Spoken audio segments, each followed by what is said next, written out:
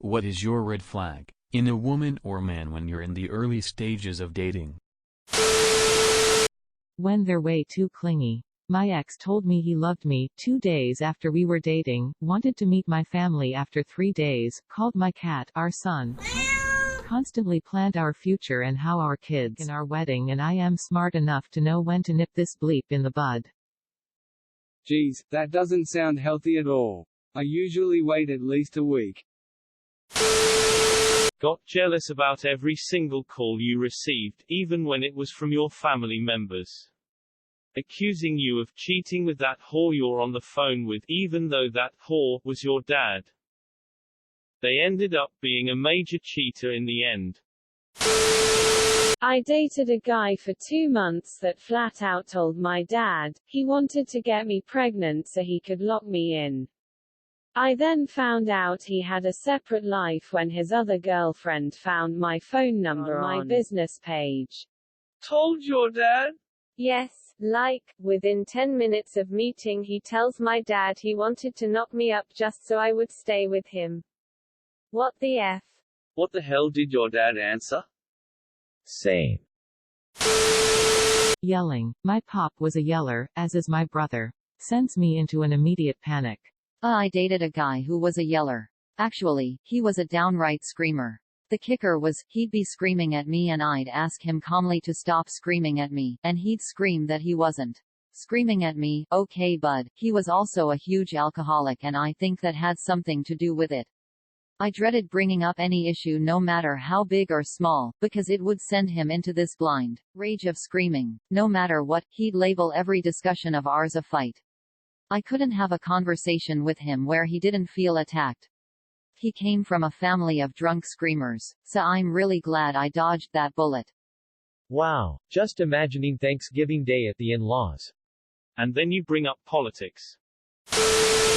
Never being the first to initiate conversation or not making an effort to make plans or hang out. That's not even a romantic relationship red flag, that's also a friendship one too. Simply had to give up on a few because the other person wouldn't take charge now and then. Yeah, seriously bothers me when a friend never makes the effort. That friendship doesn't last long for me. A lack of self-awareness. I once dated a guy who told 2 anecdotes of funny cluster F situations. Both featured clear moments where the fault was his lack of research, his failure to follow through. But both stories were told like everyone else caused the issues. Like, where you'd expect, haha, so yeah, I should have done X. He would just say, so Milo was an idiot and jumped. A week later and it was clear. He didn't see he was the common denominator in his issues. He was quick to blame others. Any suggestion of self-improvement was met by a blank stare. A touch of humility, and a lot of self-awareness, is so necessary. I went on a date with a guy, and for context here, we're both in our 40s, and he told me what I assume was his best, most hilarious story from his college years, where he and his buddies were hazing frat pledges and scared some kids so bad he shit his pants, and then they abandoned him in the woods like 10 miles from campus and let him make his own way home. Zero self-awareness. That I was horrified, not amused, even after I told him that was outright abuse and not at all funny. That this was the highlight of this guy's life, that he's still telling it as a great story 25 years later. Thanks, but I'll pass. Some people peak early in life, and some people's peaks are other people's rock bottom. To be 40 and still think that hazing is in any way funny, at least he outed himself as a psychopath early for. You definitely dodged a bullet there. Sending nudes or videos of herself getting hit from the back, 15 minutes into y'all's very first conversation ever. Yeah, very specific, I know. Are you me? I was sent vids from a guy hitting this girl from the back. Like, dude, I don't want to see you effing someone else. Is this an actual thing people do? I thought I was weird for not sending people random dick pics, now this is a thing. My oldest daughter is 36. I feel that is an important detail considering what I'm about to say.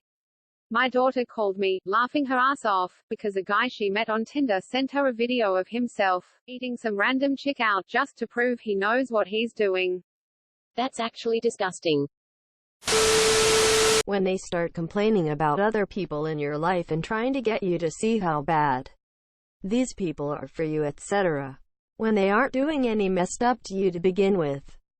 This is not about truly abusive people who are hurting you and a loved one wants you to leave the monsieur. Witness my abusive ex who started in the second week of dating telling me how much my parents didn't love me or trust me for having a curfew and insist I study on school nights instead of be out with him all night.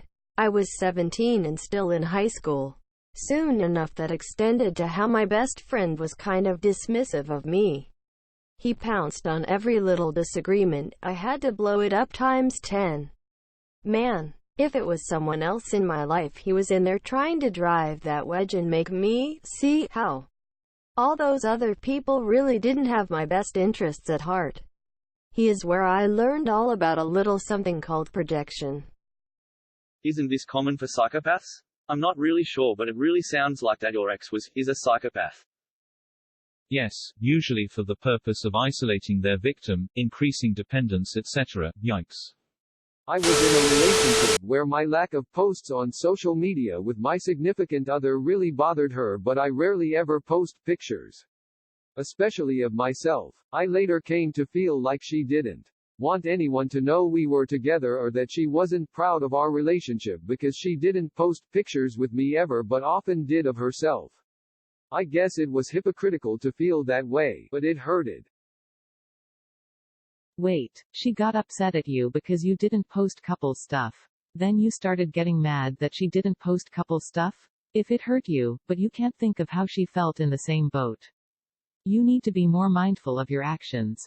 But aside from all of that, I feel like social media is not healthy for any relationship. Better off staying off that shit. Exactly. Social media is terrible for relationships. My ex-fiance used to get upset I didn't post enough shit on Facebook or didn't like all the pictures, etc. It was too much work for me and I did not want to feel obligated to comment or like every post or whatever. I ended up just deleting my Facebook account.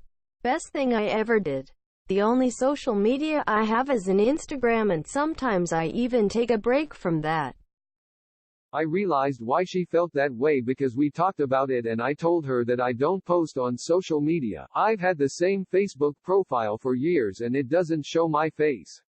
I never post pictures of myself and didn't think to post any of us together even though I cherished those pictures. I never confronted her about the way I felt because I realized it was hypocritical. First date and the woman kept calling me daddy. She didn't stop when I asked her to either. I imagine the talk went like this. Could you please stop calling me daddy? Yes, daddy. Was it your daughter? Someone who compliments you way too much. This might sound weird because of course everyone likes being complimented, but when I'm talking to you about something serious I don't want to hear, sorry I couldn't concentrate, you're so beautiful. Or, wow I haven't heard a word you said cause all I wanna do is kiss you all the damn time. This sort of clues me in that yeah I'm pretty but you've put me on such a high pedestal that you can't see me as anything less than a goddess and I want to be in a relationship, not worshipped. Because you have a weird fetish. If that makes any sense. I'm sorry I stopped listening, I was lost in your eyes. I knew this one girl who, on our first and only date, just would not shut up about how heartbroken she was that David Bowie had died 2 days ago. Every time I would try to steer the conversation elsewhere, she would say, oh yeah, that reminds me of the time David did XYZ. At first it was endearing, but it got annoying really quickly. And that was the end of that. I still sometimes wonder, if I had caught her at a different time, if things would have gone differently. Bro, you got effing cock-blocked from beyond the grave by goddamn David Bowie. Well, this one's on the